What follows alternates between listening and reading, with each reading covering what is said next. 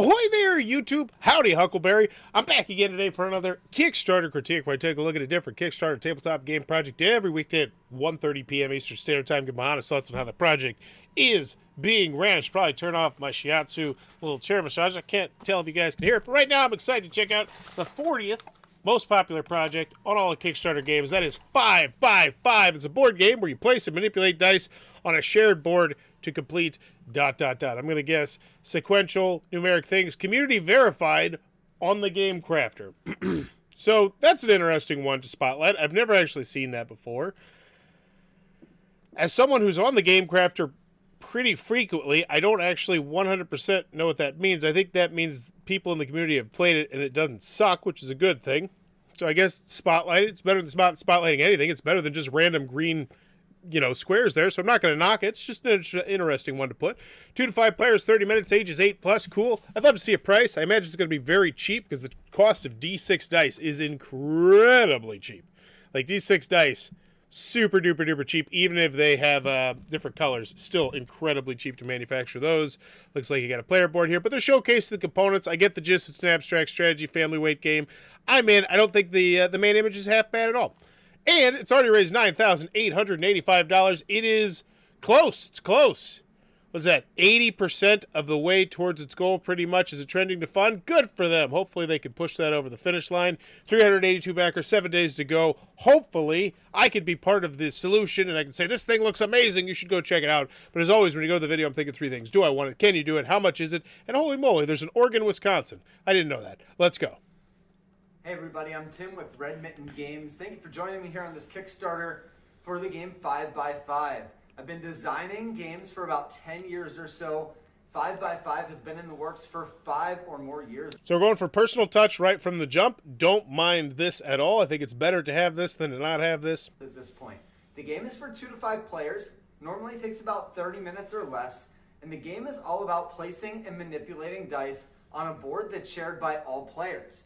You're going to complete objectives to score points, and then when that board fills up, the person with the most points is the winner. The game is easy to learn. It'd be nice if instead of this big Lake City Madison right here, if we just popped on our iPhone, got into iMovie, and just put up some pictures up here, and maybe to the top left-hand corner or something like that, anything like that, or just pictures over it.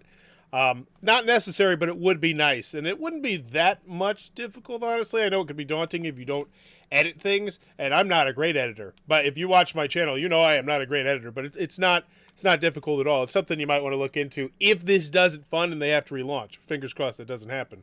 But yeah, I think it'd be nice here. Learn, but it's not so simple that you don't have decisions to make. Because a personal touch is great, but a 3-minute personal touch where there's nothing else to look at aside from this nice hotel background. Hopefully we see some more stuff here. You can explain the rules in just a couple of minutes. So, How do you play? Great, thanks to Spotlight. Oh, okay. Good. First, let's deal. So now we're kind of going into a rules video. It's not terrible. It's not great. I hope they don't go too deep into the rules here. Some cards. But it's not bad. It's better than a lot of other stuff that could be here. I want to stress that. Give each person 4 actions and 3 objectives, and then set the rest on the table. Like, speeding this up would be...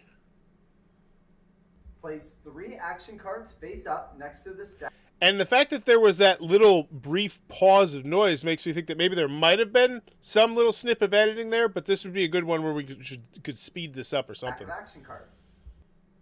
Not the end of the world. Nitpicks, granted.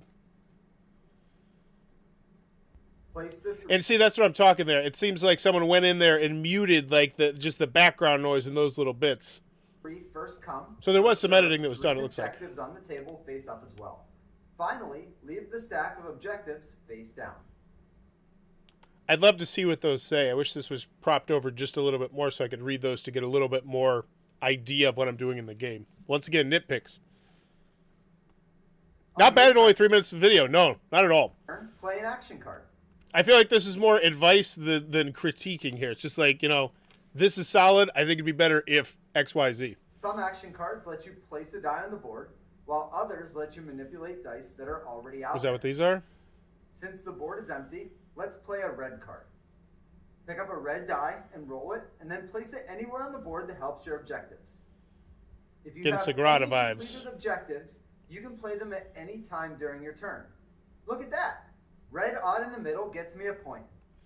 Okay, so yeah, I couldn't read that, but that now I'm glad they're going into those so I can get more of an idea of what I'm trying to do. After your turn, pick up cards so that you have 4 All of a sudden, it just popped into my left ear. I don't know if that was on my end or on their end. actions and 3 objectives, and play continues clockwise around the table. When the board fills up, the game is over.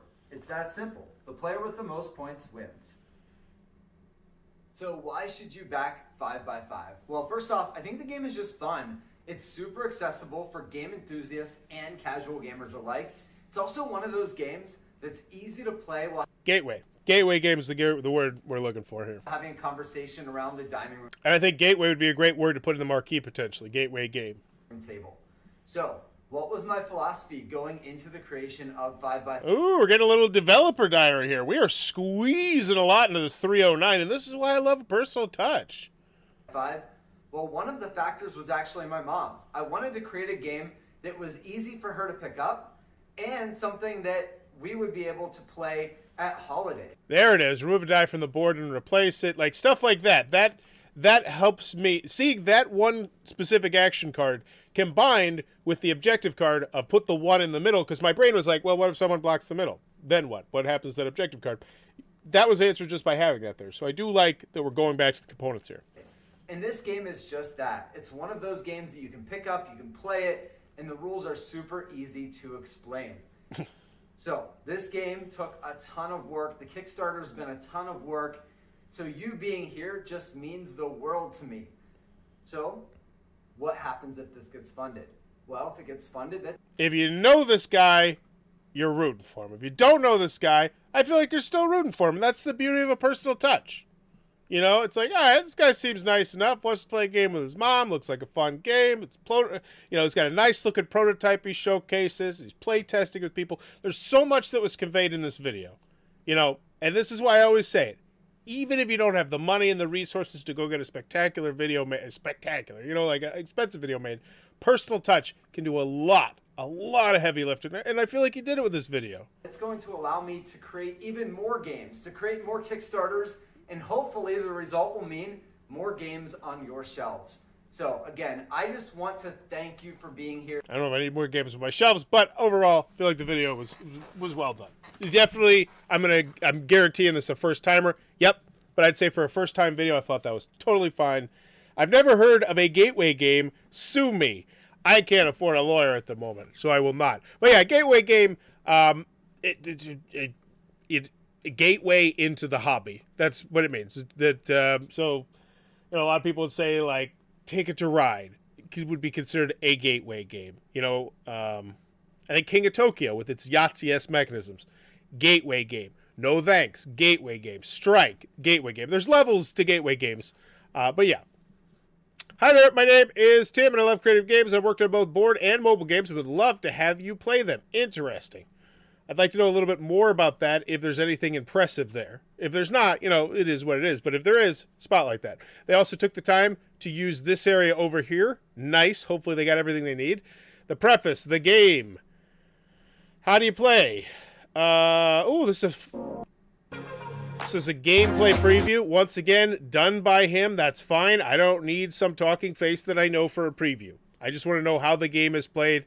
Sure. Tom Vassell, you can go pay $1,000 to get yourself I don't know if that's the exact price, but I imagine that's roughly what it is to go get yourself a Dice Tower, preview video, or you can do it yourself, and it's one is worth more than the other, but I don't feel like they're too far apart because at the end of the day, a preview is a preview. That being said, gameplay and preview, I don't feel like you're using the right word, but whatever.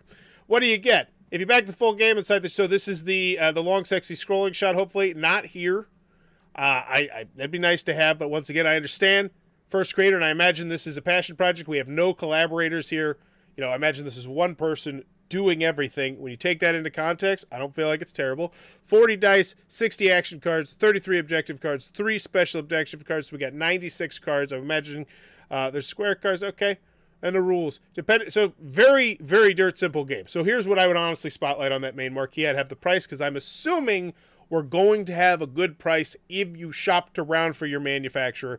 At $12,500, I imagine we're going to have a very decent price because you're probably doing a 500, 1,000, 1,500 print run, something like that. What are the specs? 2 to 5 players, 30 minutes. I've heard that 3 times. When will you get it? The campaign will last 45 days. So this is looking more and more like this is getting a little less industry standard here, but I feel like the video did a lot of heavy lifting for you. Mass production will begin shortly. Shipping for the factory will by ship, which will also take time. Once received, they'll fulfilled. Why back 5x5? Look, I understand there are tons of other games to back here. The fact that you're even looking at my game means the world to me. Got it. Cool. Checking out the project. Accolades and reviews. 5x5 is community verified. Receiving a score of 114 of 120 over 40 votes. Okay, cool. I get that little logo and I'd slap it on here. Hell, I would slap that logo on there. I think that's going to be more impressive to people than just this. Like, I would have community verified on GameCrafter, and then over here, I would have that logo. Because anytime you got some sort of logo, some sort of seal, it just makes you look a bit more eye-catching, I think. And since this one's sitting at 40th in popularity, it's doing a decent job. And I know you're like, 40th, that's not good. No, I covered the 101st most popular, 101st most popular yesterday. I covered the 232nd most popular last week. So 40th is not bad, okay? There's levels to this, and 40th is perfectly fine. 5x5 is a community verified in the game. Crafter cool. Played with 7, 10, and 12-year-olds with a few adults. That's great. That's awesome. I like knowing that. Took very little time to explain and begin. I would honestly put this quote higher. I'm not typically the biggest fan of just random quotes from random people, but this one actually has tons of valuable information. 7, 10, and 12-year-old. As someone who has an 8 and 11-year-old, that's incredibly valuable to me. Risks and challenges. Ooh, we got to go half-point grade bump down. That's right. We don't do that. We do thirds now. So I'm still going to go with a half. It's a third and a third or something. We need a shipping section. You got to have a shipping section. It's just essential. And once again, that reeks of not looking around and seeing industry standard. Also, what's the price of the game? Where's the pledge area? Yes, I know you can look it over here in support, but if you're on iOS or on mobile, that's an extra click you have to make it. Do you like making an extra click on your phone? Chances are probably not. Make it easier for the customer. So no shipping, no pledge area. That's a big oof. It's annoying. It's anti-consumer, you know. Would you rather have the price slapped in the face, or would you rather have to go ask for the price? All right, $1. Help us along the way. $5 print and play, reasonable price. Hot damn, $109. Wow, and that's why you have yourself a decent print and play price. I actually was working with a customer recently, and they were doing it was like $15 for a tuck box. It's $19 for the print and play. I'm like, what are you doing, man? Nobody's gonna buy that crap. Like, nobody's spending $15 on that. Because here's the bottom line. You know, we scoff a lot of times at print play. You might not think about print plays. You think, all right, most of your money's going to come from the game. But that's $500 right there. $545 of their funding goal is from that print and play right there. And that's a decent chunk. What's that, like 5%? A little more than 5%? That's a decent chunk. And when you're this close to funding, it makes the difference. Having that $5 print and play versus a $12 print and play or $15 print and play might feasibly make the difference in this thing getting funded. Little things like that, they can add up. Yeah, $25, 100%.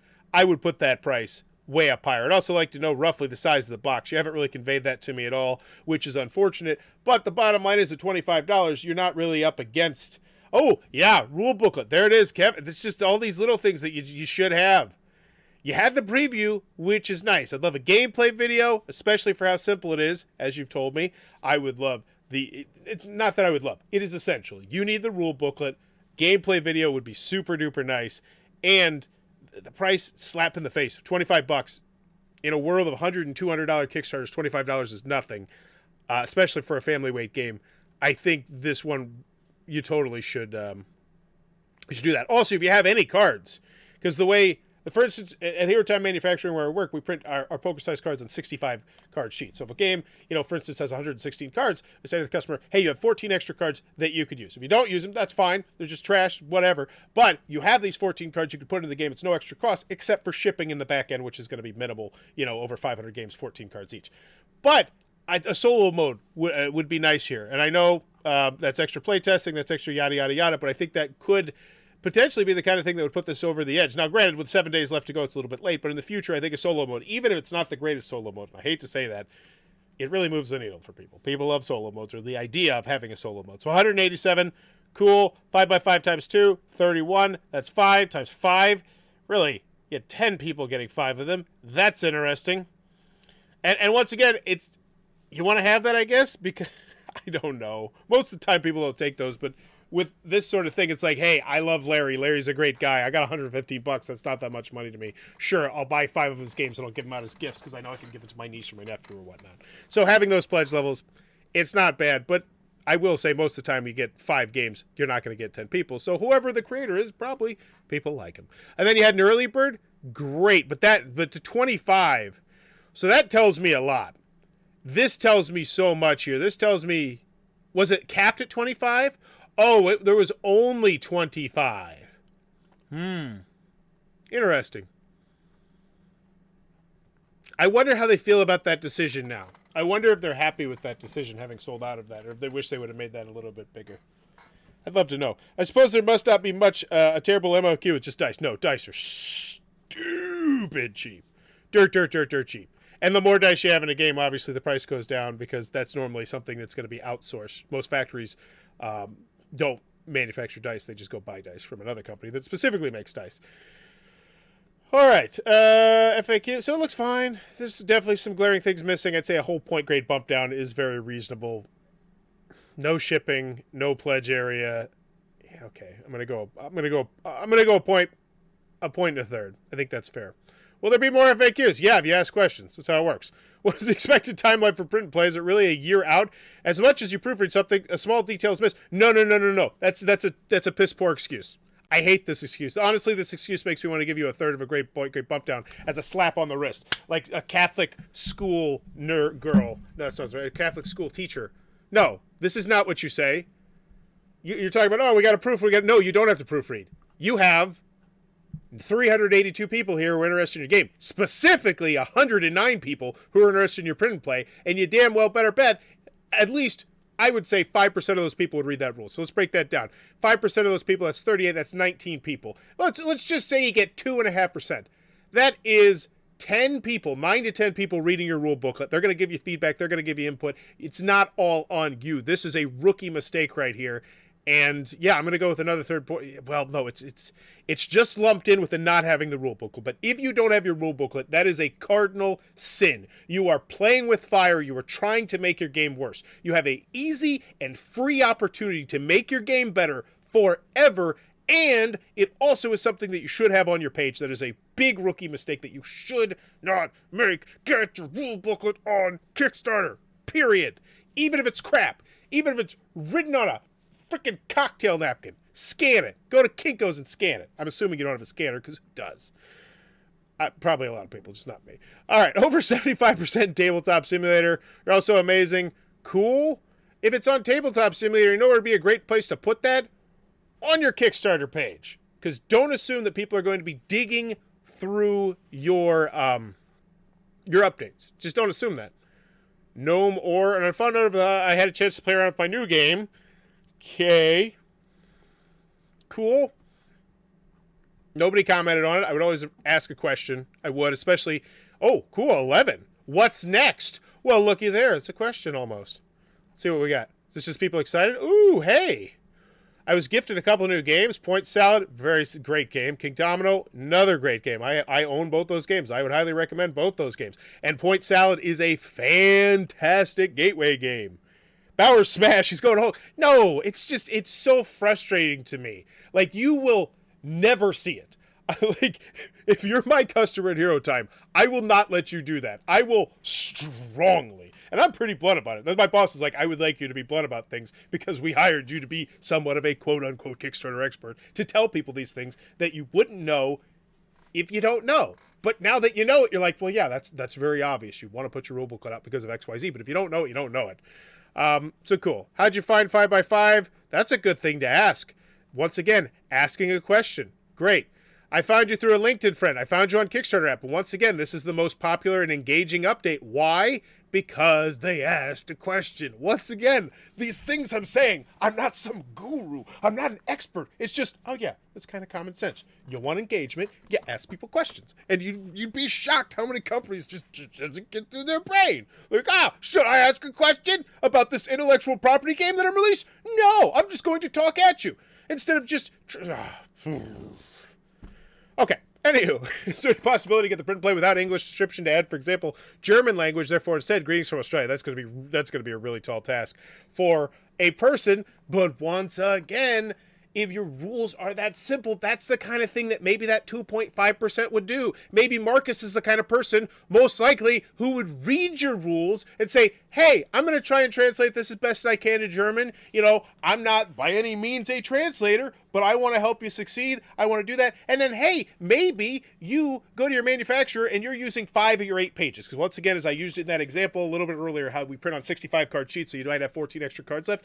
A lot of board game creators would say, all right, you have 16 pages. You know, if you get down to 8 pages, your price is going to go down. But anywhere between 9 to 16 pages is going to be the same price. So you could potentially put another language in your rule booklet, especially with something like this.